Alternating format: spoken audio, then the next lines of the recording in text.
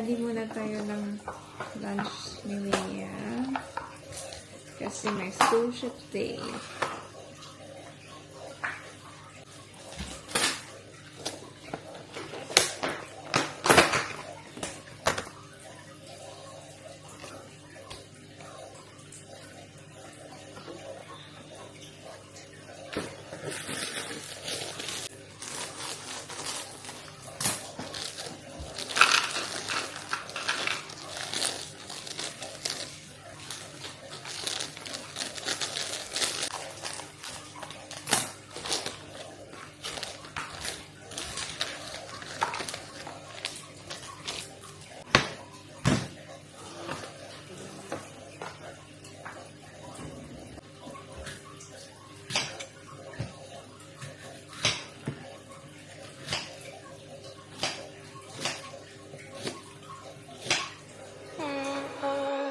We're in trances, going all to different places, different planets.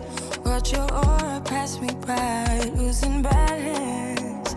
What if we run out of time and second chances?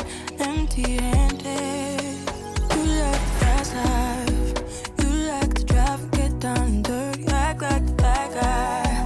You want some love, be like when you feel like calling at midnight. You got the best of me, you got me losing sleep. I've been hopeful, baby, I was hoping maybe that you cross my path. I've been sinking lately and it's hard to move. Think I'm stuck on you. We're in trances, going off to different places, different planets.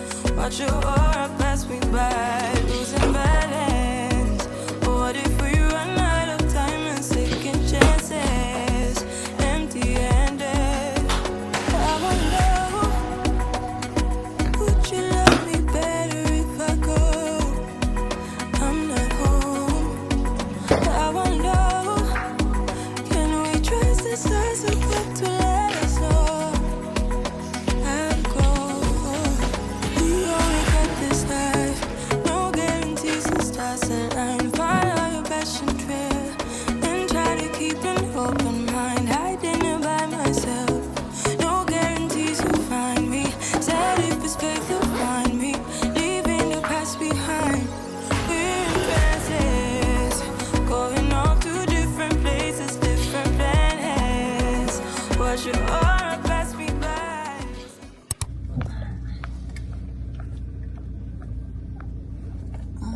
It's raining today. Oh, there's a fog. There's a fog. What is the fog? You see? Like smoke. Yeah, it's so glary. Yeah, it's a fog. Oh God, I can't believe when it's fog today. Yeah, that's a fog. Foggy. It's a foggy morning. Yeah, it's a foggy morning. Mommy, that sound is a froggy morning. Froggy. Where did this came from? Can you put lip balm on your lips? Huh? Would you put lip balm? Say good morning to people. Good morning, guys. Going to Mia's school. Mommy is dropping her off today because Mommy have to go to my doctor's appointment soon. After ko siya i-drop, diretso na siguro ako sa appointment ko. Sakit ng dede ko, guys. Sana hindi ako mastitis. Feeling ko hindi naman siya nag-mastitis talaga. Papunta na dun kasi ang tigas-tigas. They open a new gate here, which is good. Oh my gosh. Right, na-drop ko na si Mia, guys. Let's go sa appointment ko. Pero early pa. So, tapat lang naman ang bahay. 8:50 pa yung appointment ko. And it's now 8:29 pa lang. Dapat pala, ano yung binook ko. 8 something for tea. Anyway, ang daming lumalabas kasi hintay muna tayo sa car hanggang sa lumabas lahat.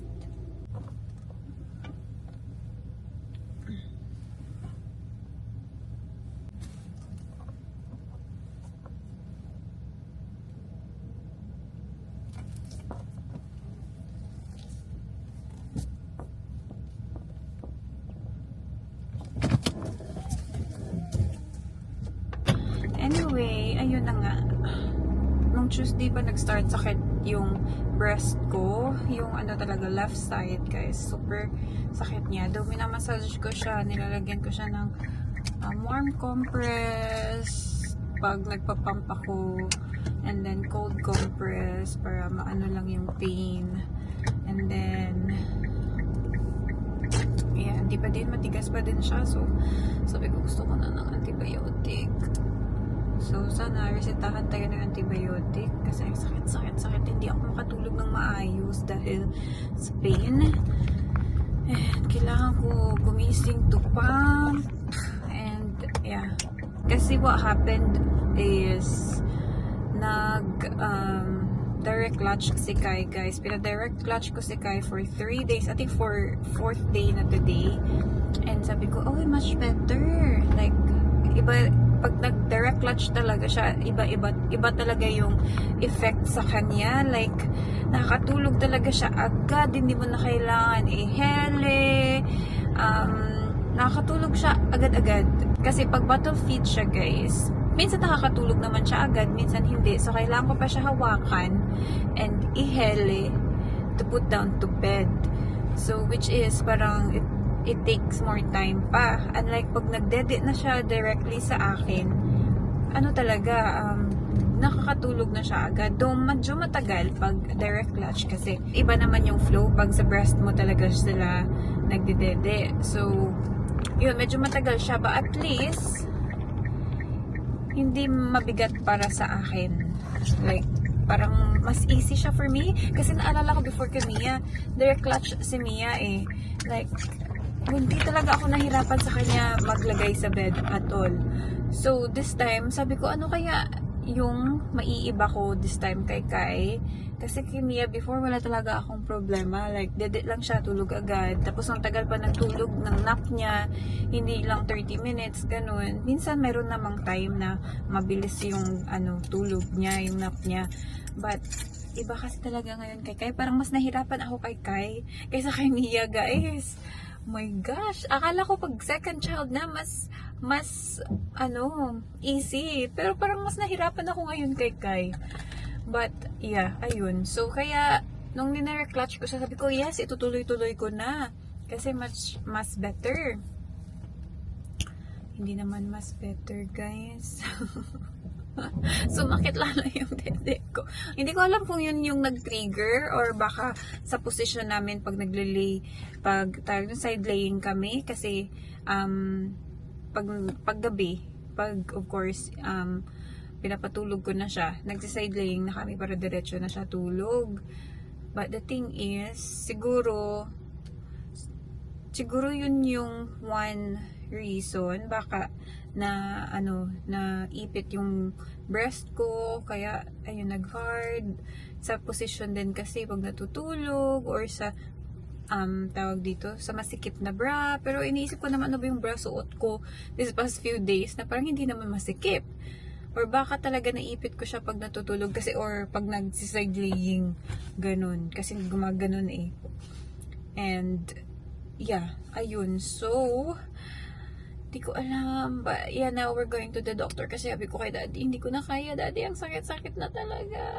Yung parang maiiyak ka na lang talaga, guys, na parang ewan. So anyway, that's what we are going to do. Wala, malayo pa, guys, 8:35 pa lang. Sana tulog pa si Kai. So pasok muna tayo and yeah, mag-breakfast and then we go at 8:45 kasi sobrang early pa. Naiwan ko yung microphone sa taas. Sana okay lang yung audio. Pag umaga kasi mahina talaga yung boses ko, guys. Ala, gumagalaw na si Kai. gawa tayo breakfast and then, yeah. Okay naman siya. Very good naman last night si Kai. Nagising siya mga 4 a.m. to feed. So, yun lang yung gising niya, guys. Tapos nagpump ako kasi kailangan. And, yeah. Tapos nagising na ulit ako 7:30 to prepare Mia's lunch. But, yeah, nakifeel ko pa din ang sakit. Hindi pa ako nakapump since 4 a.m. So, sabi ko, ano na lang, after ng appointment, magpa-pump ako. So, binato feed ko lang si Kai kagabi. Kasi hindi lang yung breast ko masakit, pati yung nipple ko, guys. Kasi nga, dinarect feed natin, dinarect clutch natin si Kai. So, ayun yung problema ko. Pag dinarect clutch ko si Kai, sumasakit yung nipple ko. Hindi siya nakaka-clutch ng maayos siguro. Like, yung position ng lips niya ba. So, yun yung siguro problema kasi sumasakit pa din yung nipple ko pag nagda-direct clutch siya. But, yes. Bilisan natin. Chika ako ng chika sa inyo. Mamaya, malate tayo sa appointment ko. So, I'm just having cheese croissant. Tapos i-oven ko lang po, guys.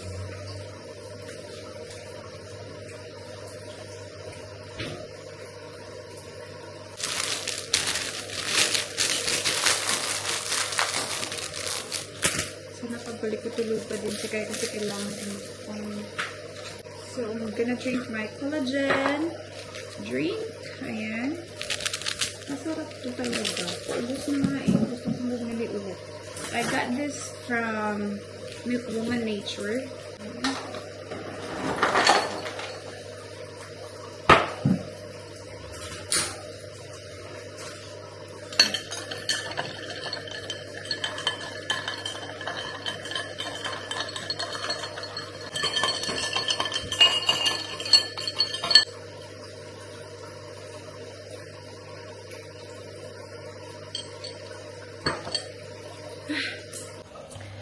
Hindi pa ready ang aking croissant. So, mamaya na lang pagbalik natin siya kainin. I need to go now. It's now 8:44. Alis na tayo. Alam nyo, sa gabal tong nilagay kong sa camera. Hindi siya helpful pag nasa car. Kailangan pa pala mag-top up. Pala si Daddy na mag-top up niyan. Si Daddy naman mag-pick up kay Mia mamaya. He's been dropping Mia off. So pag nandito si Daddy yung nagdadrop kay Mia kasi much better. Parang hindi na ako mag-bihis and everything. Siya na lang. Go to my appointment! So nabigyan ako ng antibiotics. Ewan ko guys, parang pumapasok na sa isip ko na mag-stop na lang ako breastfeeding kasi ang dami ko pa namang stash dun sa bahay. Sabi ko yun na lang yung gagamitin ko hanggang sa si Kai ba? Mag 1 year. Kasi after 1 year, pwede na siya mag-cow's milk. So, yeah. Kaya lang yung problema, pag nagka-problem yung electricity pag nag-run out ng matagal, pero hindi naman nangyayari yan sa Australia, or baka masira yung fridge o freezer, yun yung problema. Walang milk si Kai. So yun, gusto ko mag-stop ng breastfeeding kasi parang nakakaano siya. Ilang beses na ako nagkaganito, pero na-resolve ko siya na ako lang. I think pang 4th time ko na to na super sakit. Na kailangan ko talaga mag-GP kasi masakit.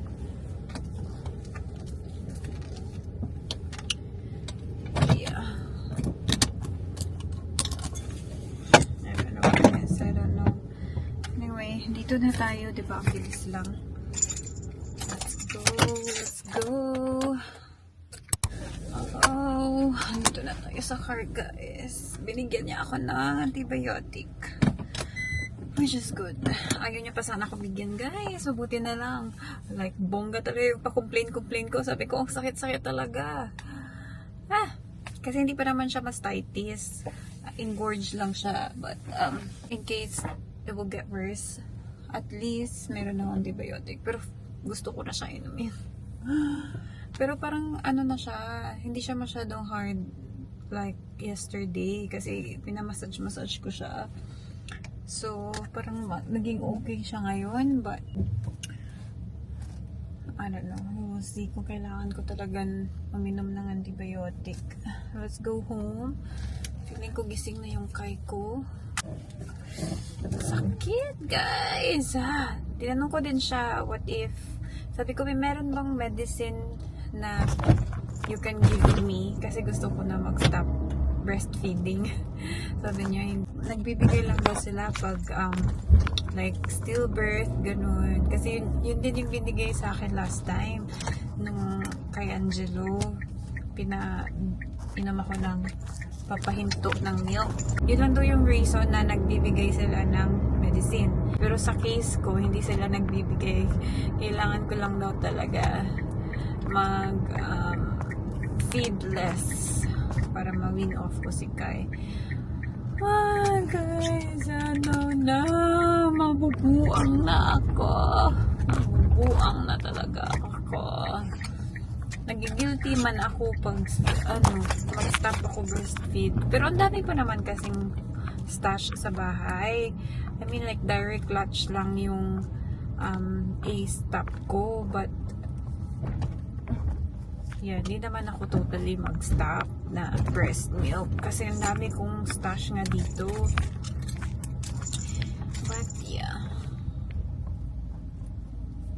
Buti na lang may GP yung medical center namin dito. Nakabili na din ako ng antibiotic. Pumunta tayo dun sa pharmacy. Kasi tabi nun is pharmacy. Binigyan niya din ako ng information. Breastfeeding resources from King Edwards. So, panoorin ko lang daw yung video ng Black Box kung paano ko siya i-massage and everything. May pa-free ako na pouch. Ang gusto nga niya ni Mia. Nag-member na din ako. Ano yung pharmacy dito? 7-day pharmacy. Yan. Kasi lagi ako bumibili ng panglinis ko sa bottle. Ito na yung antibiotic natin. Bumili din ako ng Nurofen. And then, bumili ako ng sponge. Yan. Para sa ano to ni Kai? Pulbus. Ayan. Ready na yung croissant ko. Kain muna tayo. And then, punta tayo sa taas. Hala, gising na si Kai. Kai.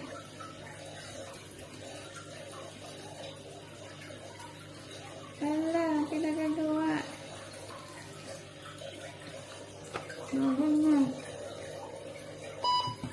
Punta tayo sa taas. Hello, Mommy is back lang. Nakatingin man sa croissant ni Mommy. You been awake? Nagdede na ikaw? You wanna see yourself? Ay, sino manina? Ay, nakangiti. Sino manina? Sino ina, ha? Sino ina, ha? Ang buboy nga na, ha? Sino ina, oh? Yeah. Sino na? Si Kai na? Look.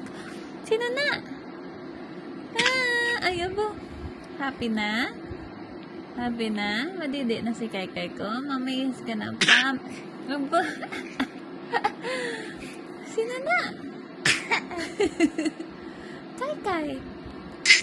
Sino na siya? Ha? Sino man ina? Ay, kagwapo man na. Gwapo lang na ang baby ko. Gwapo lang na. Ha? Ano? Say mama. Mama. Say mama. Ha? Say mama. Kita niya sarili niya. Tawa-tawa siya. Sino na? Ha? Sino na? O, diba? Aba. Huh? Sino na? Mommy needs to pump. Mommy's dede ouchie. I'm heating up his milk. Kain tayo first one. And iinom si Mommy ng Nurofen. Okay? Mommy? Mommy lang? Nakangiti. Hello! Sino na ang gising? Gising na! Ah, gising na yan! Nakailang tulog na to, guys. Pagising-gising kasi man. Si Mami, pagising-gising din. Walang matinong tulog. No, kakapump ko lang. And nag-okay na yung didi ko. Kakaloka. So, meron akong nakita sa nipple ko na parang, parang white. Tapos, pinap ko yung white na yun.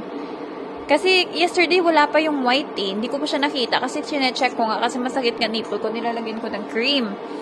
And then, nakikinig lang ikaw. Gising na! Gising na! Napaka-cute! Gising na yan! So, ngayon, chinek ko, kasi nilagyan ko ng cream, chinek ko siya. Tapos, nakita akong, white. Sabi ko, wala pa to kahapon. So, pinap ko siya, guys. Pinap ko. And then, habang nagpapump ako, ayun, wala na. Na-empty na yung, wala na yung, hindi na siya engorge. Hindi na siya masakit pa siya konti, pero hindi na siya hard. My gosh. So, na-empty ko yung, aking left boob. La. Napaka-cute. Ito yung left na napump ko. Left side to ha. Ang dami. Compared sa right. Ito naman yung right side. So, compare mo silang dalawa. Mas madami yung isa. So, ayan sila. My goodness. Pero masakit pa din. May part na masakit. Pero, okay na. Hindi na siya hard. My goodness. So, nagising ako kasi nagising si Kai tapos pinatulog ko siya. Tulog niya guys, feeling ko 20 minutes lang kasi nagpa-pump ako eh. After niya natulog, nagpump ako agad. So, 20 minutes yun for sure. Ay, nako. Afternoon na guys. Mga 2, siguro 2:30 to, ano na ba oras? Di ko na alam, naka-charge yung phone ko. Parang more than 2 na. Siguro magti-3 na nga kasi pinick up na ni Daddy si Mia sa school. So, si Mia nasa baba. Nagdo-drawing na naman siya. And may pinost si Daddy sa Facebook na super cute na ni Mia. Drawing. Tinag din ako ni Daddy. Pero ipakita ko sa inyo mamaya sa baba kung ano yung pinost ni Daddy. Na cute kasi dinowing niya lahat ng family. Lahat kami, dinowing niya. Si Kai nakikinig lang. Nakatingin lang siya sa akin. Tingnan niya. Tinitingnan niya kayo sa camera. Lagay ko muna tong ating gatas. Ay. Finally! Hindi na hard ang boobs ko. Yung isa okay na din. Hindi na tuloy yung pagiging hard niya. Kasi parang kaninang umaga nung hindi pa ako nagpump, medyo nag-harden na siya. So, sabi ko, oh my gosh, sana wag naman. But, yeah. Hala, punong-puno to. Mapupuno ko to. Okay na yan. Ay, so, Kaikai's been drinking in the bottle again. Kasi nga, I told you na he's been latching directly sa akin. And yun yung nangyari. So, yeah, I prefer na mag-latch siya directly. Kaya lang naman, sumasakit yung nipple ko na naman, guys. Nagbihis ako ulit ng top, pero naka-leggings pa din ako, guys.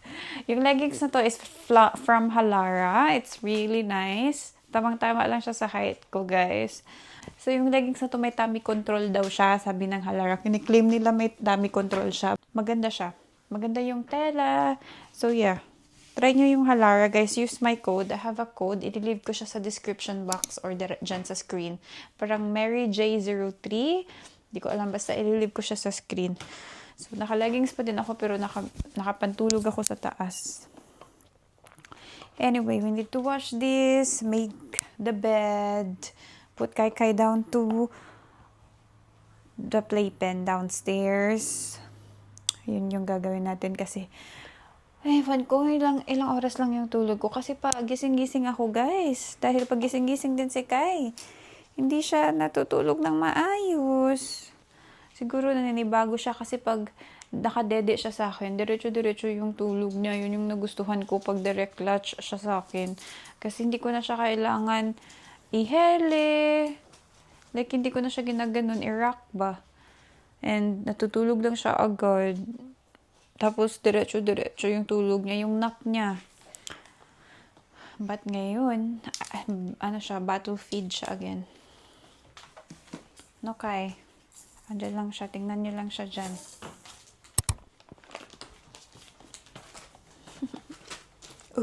Busy-busy lang na ang Kai ko, ha? Busy-busy lang ikaw.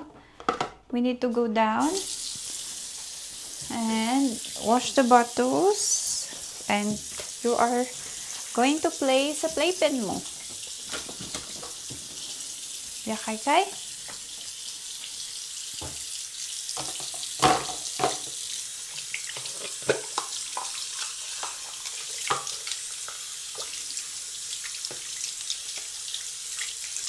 Hindi pa pala ako nakapag-lunch, guys. Ako na talaga hindi nakapag-lunch.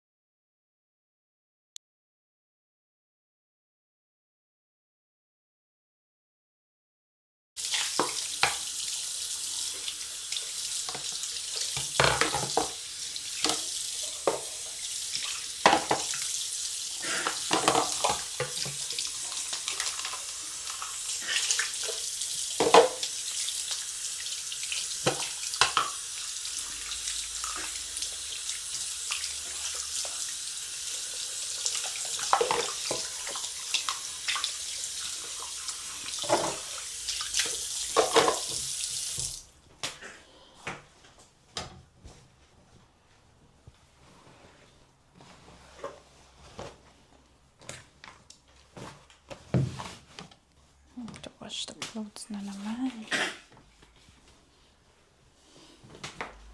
Hi! Hi! What are you doing, boy?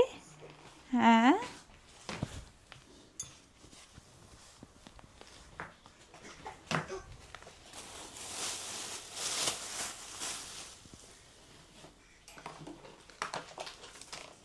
Actually, hindi ano pala dito.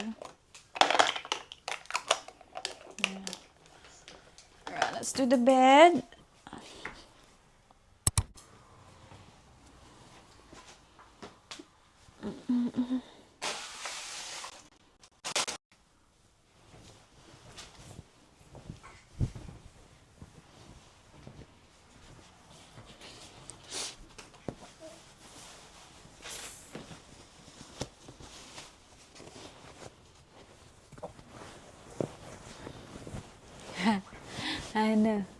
Ano lang. Tawa-tawa ka lang dyan. Ha? What? Tawa-tawa lang ikaw dyan. Hi! Hi! Hello, Mama! Mama! Ano? Come to Mama! Come to Mama! Come to Mama lang! Come to Mama lang ang kay ko! Come to Mama lang! Come to Mama lang!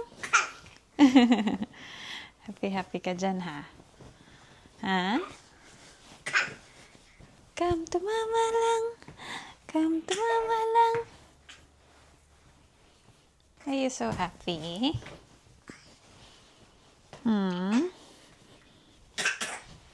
Hey! Hello! Oh, dali, come. Are you gonna crawl na? Ha? Are you gonna crawl na? You're so good. Oh my gosh. Sige, crawl. Sige, crawl lang kay Mommy. Ha? Da-da-da. Pinagpapawisan to eh. Ang lamig. Pinagpapawisan ka. Ang lamig-lamig. Ha? Kaka-crawl? Is that because you're crawling too much? Ha? Ano? So cute man ang baby ko. I need to change nappy. Yes, I need to change nappy.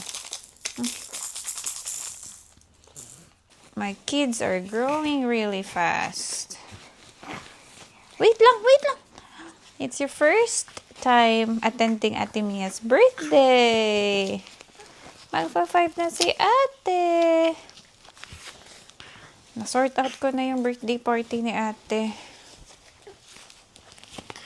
Ano na siya guys, indoor. Nabuko na yung date, pero 1 week after ng birthday niya yung celebration kasi fully book yung during the week ng birthday niya.